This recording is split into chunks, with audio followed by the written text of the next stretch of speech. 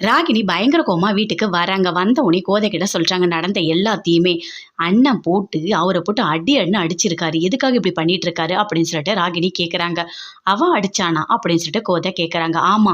அவர கூட்டிட்டு போயிட்டு அதுவும் கட்டி போட்டு தனியா கட்டையில வச்சு அடிக்கிறாரு. இதெல்லாம் நல்லாவா இருக்கு? எதுக்காக இப்படிலாம் பண்ணிட்டு இருக்காரு? நல்லா கேட்டுக்கங்க. அண்ணன்றதுக்காக இந்த ஒரு வாட்டி தான் நான் மன்னிப்பேன். எப்பவுமே நான் மன்னிப்பேன்னு மட்டும் தயவு செய்து நினைக்காதீங்க. சரியா? அப்படின்னு சொல்லிட்டு ராகினி சொல்றாங்க.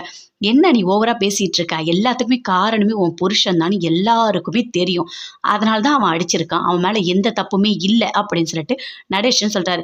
அப்பா நீங்க எதுக்காகப்பா இப்படிலாம் பேசிட்டு இருக்கீங்க? அப்படின்னு சொல்லிட்டு ராகினி சொல்றாங்க.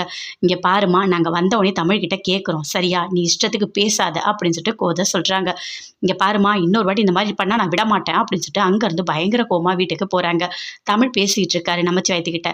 என்ன பண்றது? இந்த இதுவும் ஒண்ணும் இல்லாம போயிடுச்சு. எப்படியாவது எவிடன்ஸ் வேணும். அது இருந்தா மட்டும் தான் சரஸ்வதி வெளிய எடுக்க முடியும். சரஸ்வதி அங்க ரொம்ப கஷ்டப்பட்டுட்டு இருக்கோம். எல்லாத்துக்குமே காரணமே அந்த வார்டன் தான். அப்ப அந்த வார்ட நம்ம ஃபாலோ பண்ணி பார்க்கலாமா? கண்டிப்பா நமக்கு ஏதாவது ஒரு எவிடன்ஸ் கிடைக்கும்னு எனக்கு தோணுது அப்படின்னு சொல்லிட்டு தமிழ் சொல்றாரு. சரிப்பா நீ சொல்றது எல்லாமே எனக்கு தெரிஞ்சு கரெக்ட்டா தான் இருக்கு. அந்த அர்ஜுன் தான் பணம் கொடுத்து ஏதோ பண்றான்றது தெரியுது. அத நம்ம ஆதாரத்தோட நிரூபிச்சா கண்டிப்பா சரஸ்வதி வெளிய எடுத்துடலாம். நாம அந்த வார்டனை ஃபாலோ பண்ணுவோம் அப்படின்னு சொல்லிட்டு நம்ம சாய்ஸ் சொல்றாரு. 2 பேருமே சேர்ந்து வெயிட் பண்ணிட்டு இருக்காங்க. வார்டன் எப்போ வருவாங்க? பின்னாடியே போய் பார்க்கலாம் அப்படின்னு சொல்லிட்டு. அதே மாதிரி எல்லாமே முடிஞ்சு அவங்க வராங்க.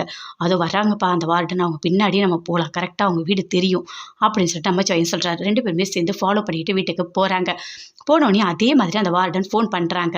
எல்லாத்தையுமே சொல்றாங்க. அப்பா அந்த சரஸ்வதி பயங்கரமா திமிரு பிடிச்சவளா இருக்கா. இருந்தாலும் என்னால முடிஞ்ச அளவுக்கு நான் பண்றேன். ஆனா பணம் மட்டும் எனக்கு கரெக்ட்டா வந்துடணும். பேமெண்ட் மட்டும் கம்மியா இருந்துச்சு நான் ஒத்துக்கவே மாட்டேன். பணம்லாம் உங்களுக்கு கரெக்ட்டா வந்துரும் மேடம் அப்படின்னு அர்ஜுன் சொல்றாரு. அது எல்லாத்தையுமே கேட்டுட்டு இருக்காங்க.